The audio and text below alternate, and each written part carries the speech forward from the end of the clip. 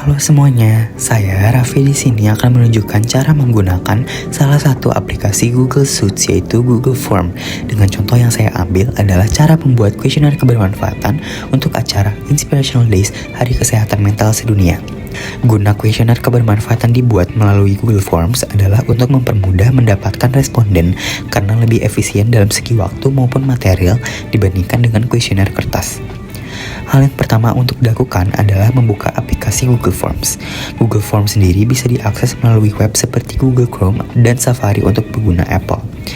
Di homepage Google Forms dapat dilihat bahwa ada beberapa template yang bisa digunakan di galeri template. Tapi saya akan menggunakan form baru melalui kolom form kosong. Ketika sudah muncul halaman formulir baru, hal pertama yang perlu dilakukan adalah mengubah nama formulir di atas ini menjadi kuesioner kebermanfaatan Inspirational Days _2 Hari Kesehatan Mental Sedunia. Dengan otomatis, judul atau headline dari formulir akan ikut berubah. Selanjutnya akan membuat deskripsi formulir yang berfungsi untuk memberitahu responden mengenai fungsi dari formulir tersebut ataupun hal-hal penting lainnya. Selanjutnya, setelah deskripsi sudah dibuat, kita bisa mengubah kata-kata informal dan bahasa asing menjadi garis miring agar lebih formal dan juga mengubah tema acaranya menjadi bold agar tersorot. Selain itu, formulir juga bisa diubah tema, warna, dan juga font dari masing-masing bagiannya. Saya sendiri akan memilih warna orange sebagai warna dari formulir, lalu font untuk header adalah Cambria, font untuk pertanyaan adalah Play Fair Display yang sedang, dan juga untuk teks adalah font Times New Roman. Bagian pengisian data pribadi responden yang berisi nama, angkatan, NIM, dan juga foto KTM. Forms menyediakan satu pertanyaan kosong yang akan saya ganti untuk responden mengisi nama mereka. Hal ini bisa dilakukan dengan memencet kolom pertanyaan dan mengubahnya dengan nama. Google Forms akan dengan otomatis mengubah bentuk pertanyaan dari pilihan ganda menjadi jawaban singkat. Jika harus diubah secara manual, bisa dilakukan dari kolom sebelah kanan untuk mengubah jenis jawaban. Untuk memastikan seluruh responden mencantumkan nama mereka, kita bisa membuat kolom pertanyaan wajib diisi. Selanjutnya adalah angkatan dari responden.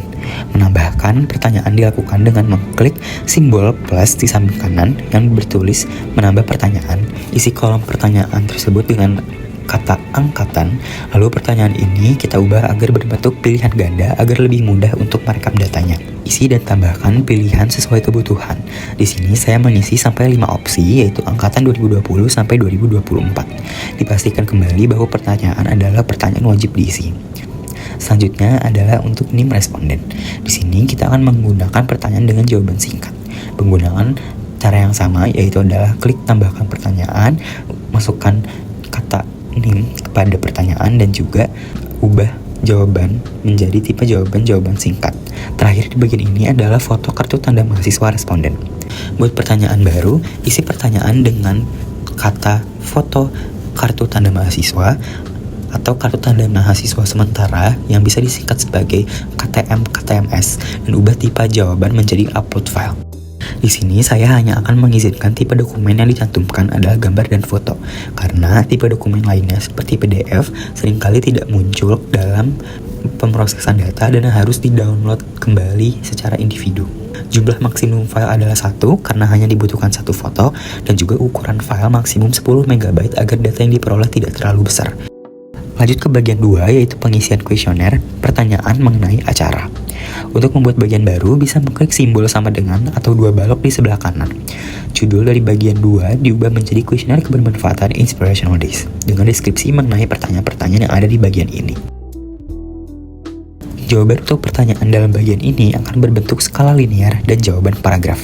Untuk mempermudah membuat kuesioner, kita bisa membuat template dan menyalinkannya sesuai dengan kebutuhan. Caranya adalah untuk membuat pertanyaan baru dan ubah tipe jawaban menjadi skala linear. Di sini, saya akan menggunakan penilaian 1-4 untuk menyesuaikan dengan skala Likert dengan menambahkan deskripsi 1 sangat tidak setuju dan 4 sangat setuju. Pertanyaan selanjutnya adalah pertanyaan berbentuk paragraf. Kedua pertanyaan dipastikan sudah wajib untuk diisi agar tidak usah mengisi satu-satu saat sudah disalin. Lalu pertanyaan-pertanyaan bisa disalin sesuai dengan kebutuhan. Saya sendiri akan menyalin pertanyaan-pertanyaan tersebut selama 5 kali dan menyesuaikan urutan-urutan dari pertanyaan tersebut. Setelah sudah disesuaikan urutannya, isi pertanyaannya sesuai dengan pertanyaan yang sudah disiapkan.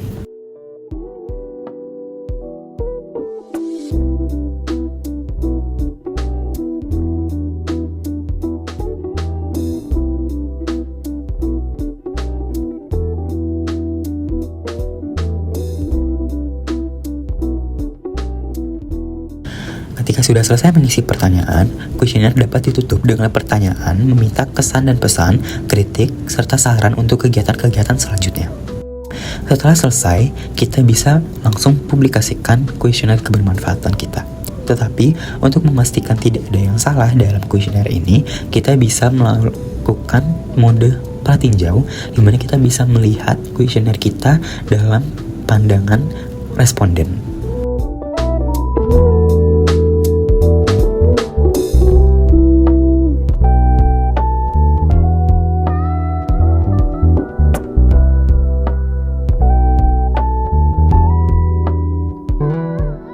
Dari sini dapat diambil kesimpulan bahwa Google Forms sangat mudah untuk digunakan untuk membantu membuat kuesioner seperti ini karena layout dan alat-alat yang dapat digunakan sangatlah mudah. Google Forms juga memiliki banyak sekali fitur-fitur yang tidak saya pakai hari ini, menunjukkan bahwa penggunaan Google Forms sangat fleksibel. Selain kuesioner kebermanfaatan, Google Forms juga mampu membuat survei, kuis untuk sekolah dan kuliah, pendaftaran acara, dan juga bentuk-bentuk lainnya yang akan memudahkan kegiatan kita, terutama dalam konteks berorganisasi dan juga kemahasiswaan.